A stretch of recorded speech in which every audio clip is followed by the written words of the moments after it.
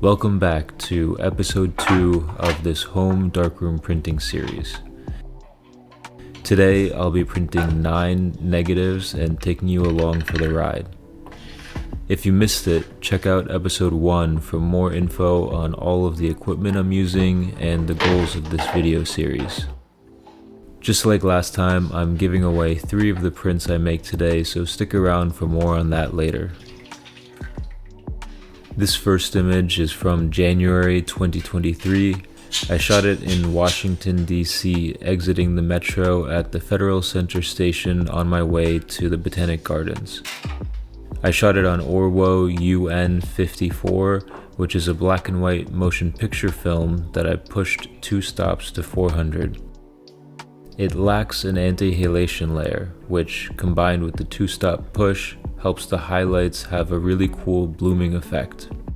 It reminds me of something out of the movie Metropolis from 1927, which I think I first watched in middle school, but I can't for the life of me remember why. Anyway, I really liked the graphic silhouette effect this image was able to capture and how there are no real markers of time, so it really could be a scene from the 20s. Something neat I just learned is that you can add a color filter to your iPhone and make it darkroom safe to use as a timer, which is another great way to save space and money.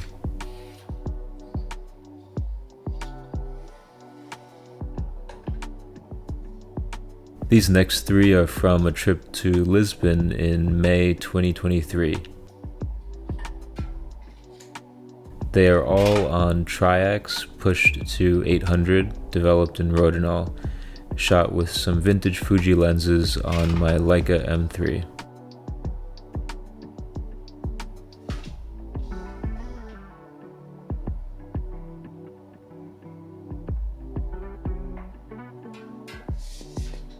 This one was at a bar and is kind of an unconventional composition with Darien blurred in the foreground and the point of focus on the bar behind.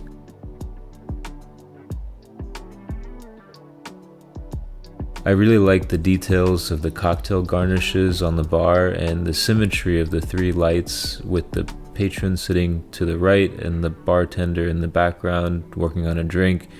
It feels really well layered and evenly balanced.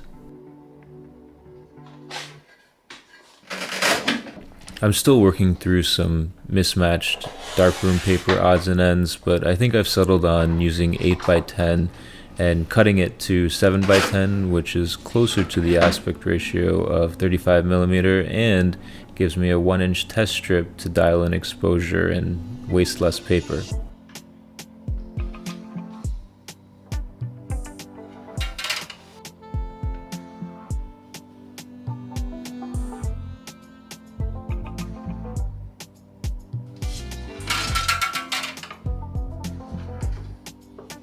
I really liked the perspective of this one, with the person in the middle of the street up ahead.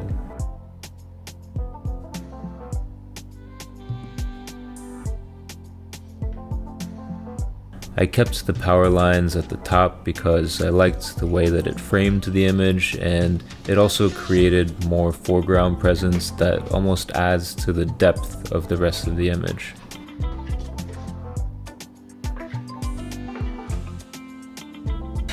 Last one from Lisbon. This is just a simple candid shot of my mom at a cafe we happened upon, which turned out to be a great place to take a quick break from exploring. This is one of those photos that I just love because of the memory it reminds me of.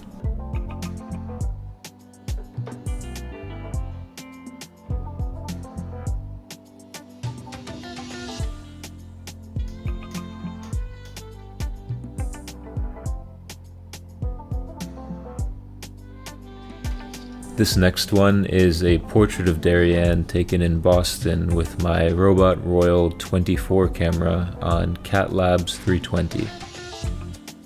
If you haven't realized by now, I tend to like the look of pushed black and white film, and Cat Labs is no exception. So I pushed this roll to 800 and developed it in Rodinal diluted 1:50 for 28.5 minutes at 20C. This is a square format negative because the robot shoots square format on 35mm, which is pretty uncommon. It's a really cool camera that I made a whole video about a while back, so I'll leave a link below for you to check out if you're interested. What's nice is that you get about 54 shots on a 36 exposure roll with that camera, or 50% more because of the smaller horizontal aspect. I was fooled by the exposure on Darian's face in this first print and didn't realize how much detail I was going to lose in her torso, and I really didn't like the way it kind of looked like a floating head. So in this second one, I kept the same exposure settings, but I used my fingers to dodge her a little bit, and I think it worked like a charm. It completely changes the image for the better in my opinion. In October 2023, we spent a day in Death Valley, and I had my Hasselblad for that of course, but I also took a Canonet QL17 to use at a music festival, which is the thing that brought us to Vegas in the first place. One of the rolls I shot with the Canonet was Ferrania P30, and I think it worked perfectly to capture the crazy landscapes we found.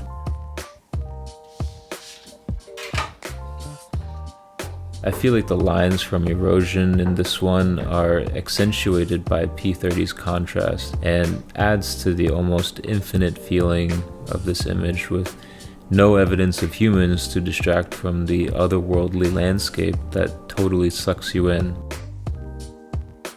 This next one is a picture of my grandmother and Darian taken at my aunt's house for my grandfather's 86th birthday a few years ago.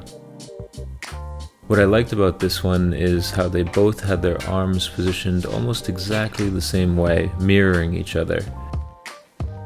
Even with a couple of test strips, I ended up making 3 versions of this print to get the overall balance just right, which I think I was able to achieve in the middle version that looks perfect to me.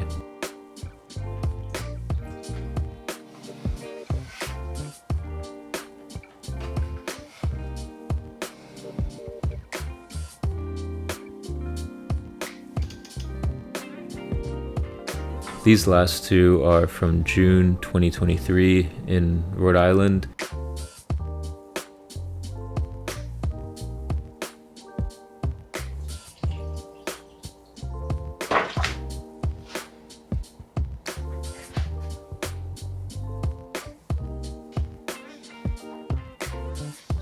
These are also on Orwo UN54, though it's one of the very rare times I think I might have actually preferred color because it was a beautiful evening and the light was just right.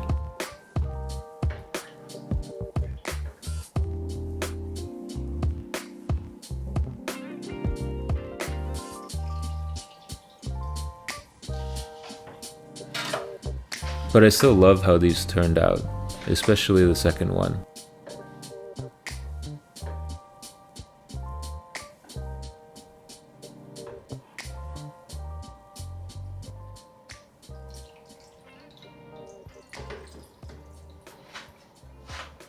Last thing to mention is the giveaway.